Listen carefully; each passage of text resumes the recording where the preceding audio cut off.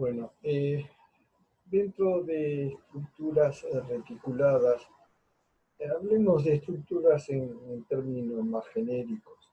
Hoy en día la resolución y cálculo está todo resuelto mediante distintos y diferentes software. Pero esta estructura, en la hipótesis de que la unión de las barras están articuladas, se puede obtener muy buenos resultados por métodos eh, gráfico analítico y en particular por el método de los nudos. Los métodos de cálculo disponibles son el gráfico de la recta auxiliar de Kuhlmann, el gráfico analítico de Ritter y el método de los nudos que ya vamos a ver. Pasemos al análisis de ellos. En términos generales, cuando yo necesito verificar algunas barras de la estructura, la ventaja de Kuhlmann y Ritter es que puedo calcular solamente esa parte que necesito. En cambio, en el método de los nudos debo resolver la totalidad de la estructura para hallar los valores que necesito. Entonces, empezamos con Ritter. Recordemos este método cuando vimos descomposición de fuerzas. Básicamente se trataba de, cuando yo quería descomponer una fuerza en tres direcciones, aplicábamos este método. Y el criterio que hacía es elegir puntos especiales para tomar momento, de manera que como yo para descomponer una fuerza en tres direcciones tengo solo dos incógnitas, lo que hacíamos es elegir puntos que se anulen dos de las direcciones que generan incógnitas y así sin plantear estas cantidad de ecuaciones, una a una vamos resolviendo y así podemos hallar los esfuerzos en las barras. Por ejemplo, si yo tomo momentos respecto del punto A, convergen las barras 4 y 26. Y ahí van a anular por brazos de palanca cero. Me va a quedar como incógnita el esfuerzo en la barra 12, ¿correcto? Si yo tomo en B, se van a anular el esfuerzo en las barras 26 y 12 y va a poder calcular el esfuerzo en la barra 4. Y si yo finalmente tomo un momento en el punto C, se van a anular los esfuerzos en las barras 4 y 12, ¿correcto? Y voy a poder obtener el esfuerzo en la barra 26. De esa manera es que funciona Ritter, eligiendo con este particular criterio los puntos respecto de los cuales tomamos momento. Entonces, tomamos momento de la corte en adelante y tomamos en consideración todas las fuerzas que están a la izquierda, activas y reactivas, ¿correcto? O sea que participan la reacción en A y tres fuerzas de 300 kilos que están actuando sobre los nudos del reticulado. Así es que cuando tomo un momento en A, la reacción en A, 1150 por el brazo de palanca 450 y dos de las fuerzas 300 que tienen un brazo de 1,5 y de 3 de palanca son las que están actuando porque la tercera cae justamente en el punto A, así que con brazos de palanca nulo se anula.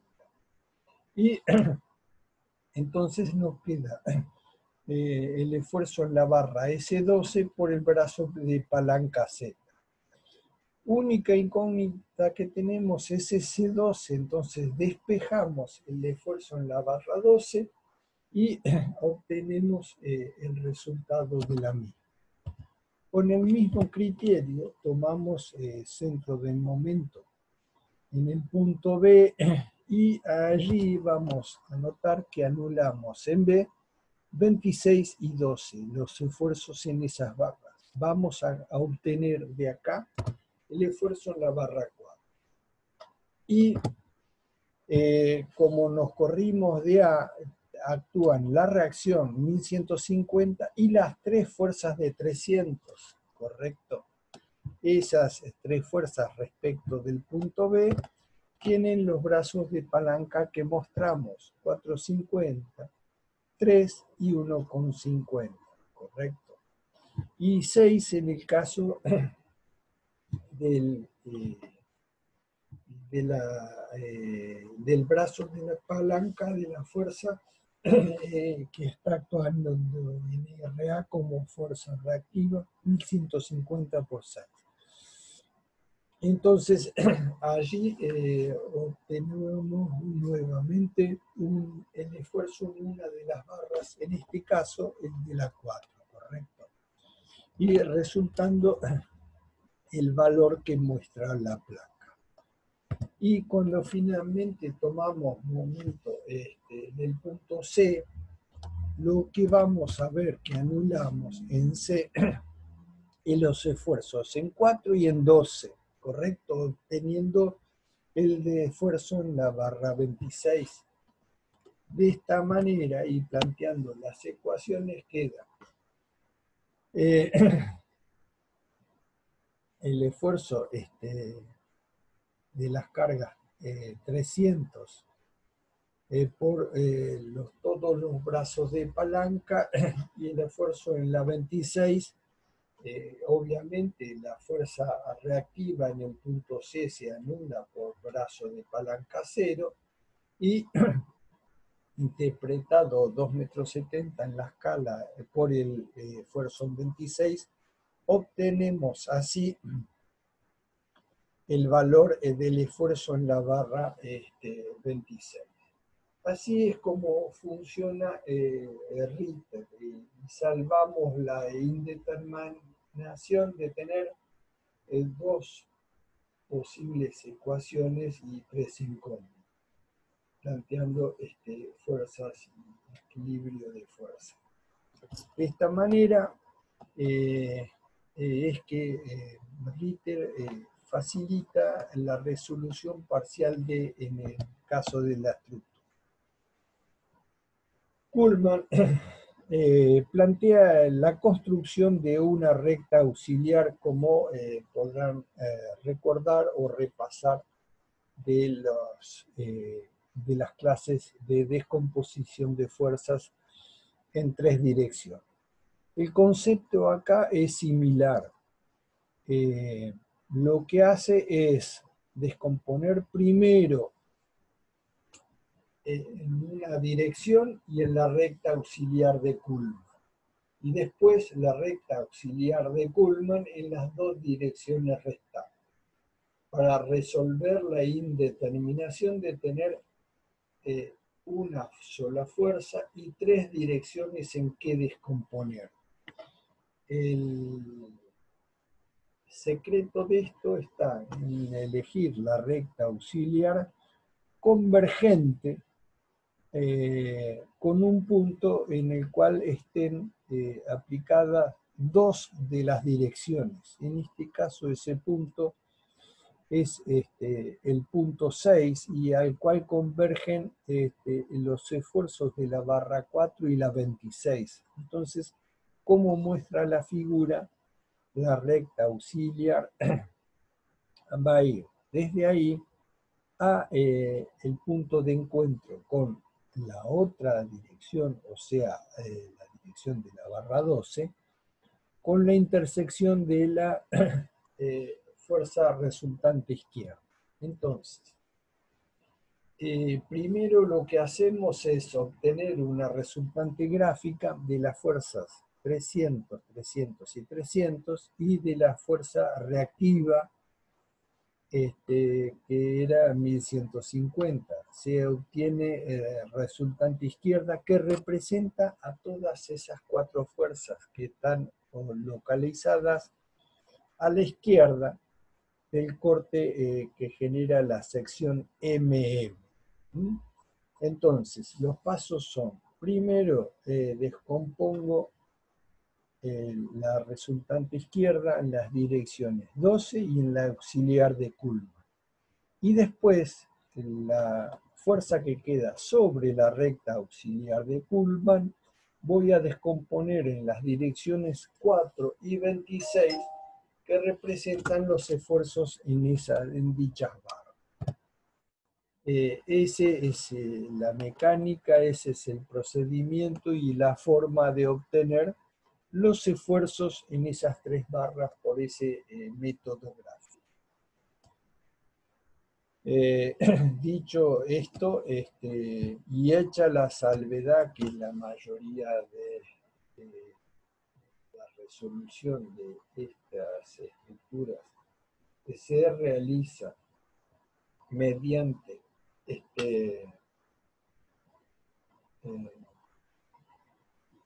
métodos informáticos, aplicación de software específicos, vamos a pasar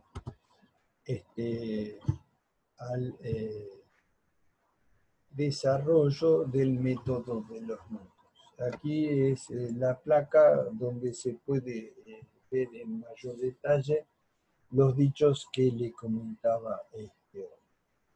Resultante izquierda descompuesta en la dirección auxiliar y la dirección de la barra 12. Y después la auxiliar a su vez descomponemos en la dirección de la barra S4 y la S26. Acá está plasmado los dichos y descripciones anteriores. De esa manera tenemos el esfuerzo en las tres barras. Cuando pensamos en el método de los nudos como cualquier resolución estructural y cuando planteamos ecuaciones igual a cero, lo que basamos y fundamentamos estos dichos es que si toda una estructura necesariamente está en equilibrio, también lo estarán cada una de sus partes. ¿Correcto? Entonces, nos referimos a esto, a que se deberá de verificar necesariamente la sumatoria de fuerzas en Y y en X igual a 0 en cada uno de los nudos que lo planteemos. Ese concepto es el que verifica estos dichos. Si bien podría resolverse gráficamente, es conveniente para una mayor precisión resolver analíticamente por este método, ¿correcto? Entonces, ¿cómo empezar? Una de las cosas que debemos recordar que tenemos en el método de los nudos que a veces convergen más de dos barras. Que converjan más de dos barras significa que tenemos más de dos incógnitas y eso puede generar en nosotros una indeterminación para resolver. Pero teniendo esta precaución, lo que tenemos que elegir es nudos que solamente tengan dos incógnitas.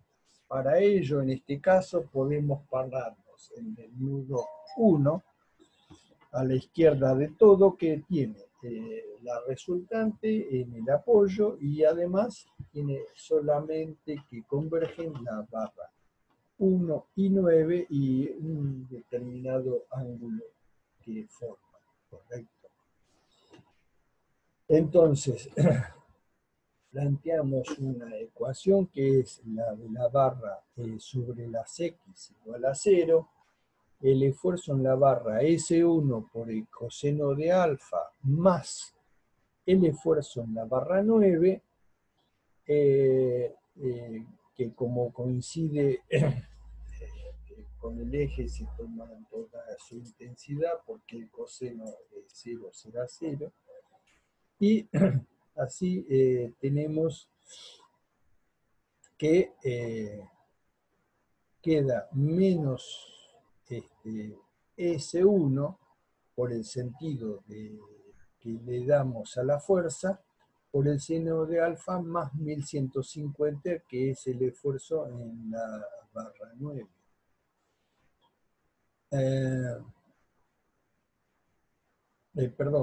Crucé las ecuaciones.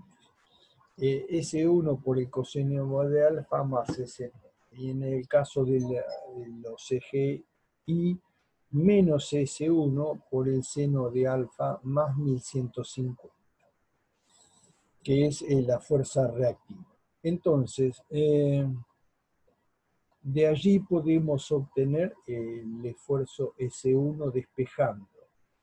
Y reemplazando este valor en la primera ecuación, podemos obtener el esfuerzo de S9, ¿correcto? En esta segunda ecuación tenemos una sola incógnita. En la otra ecuación tenemos dos incógnitas, entonces resolvemos primero la de 1. Y el concepto importante que debemos tener presente en estos casos es que realmente el resultado obtenido, si da positivo, es que el signo supuesto por nosotros es correcto. Si da negativo, debemos tomar el sentido contrario y nada más. Se cambia simplemente el sentido propuesto. Y esto nos permite hallar, como vemos, los esfuerzos en la barra 1 y 9 y cambiar así, a partir de ahí, poder ir a otros nudos, ¿correcto? Como muestra la figura, avanzando con las resoluciones que pueda tener cada caso, planteando ecuaciones y demás. Este nudo 3 tiene y muestra la particularidad que la barra 17 no está sometida a ningún esfuerzo, ¿correcto? De manera tal que esa barra es una barra de índole constructiva, es importante porque da forma, pero no está aportando un esfuerzo ni de compresión ni de tracción, tiene esfuerzo cero. Esto es interesante, pero una de las funciones que cumple este tipo de estructuras es cuando se incorpora el concepto del pandeo, porque rápidamente podemos decir, pero si no trabaja la saco, pero sí alargo otras barras a mayor longitud, y cuando están sometidas a esfuerzos de compresión, entra a tener una importancia preponderante el pandeo, de manera tal que la existencia de esa barra que no está trabajando lo que va a hacer acortar sensiblemente las luces de pandeo, y ahí es que justifica largamente su existencia. Cuando pasamos al nudo 2, vemos que tenemos la convergencia de 4 barras más una fuerza exterior. Si habríamos querido comenzar por esta, no podríamos, porque tendríamos 4 incógnitas. Ahora que hemos avanzado acercándonos a él por otros nudos, sabemos que ese 17 tiene esfuerzo cero y que ese la barra S1, ya calculamos a cuánto trabaja, de manera que nos quedan como incógnitas solamente S2 y la fuerza S24, ¿correcto? Estas dos fuerzas son las que tendremos que hallar sus valores.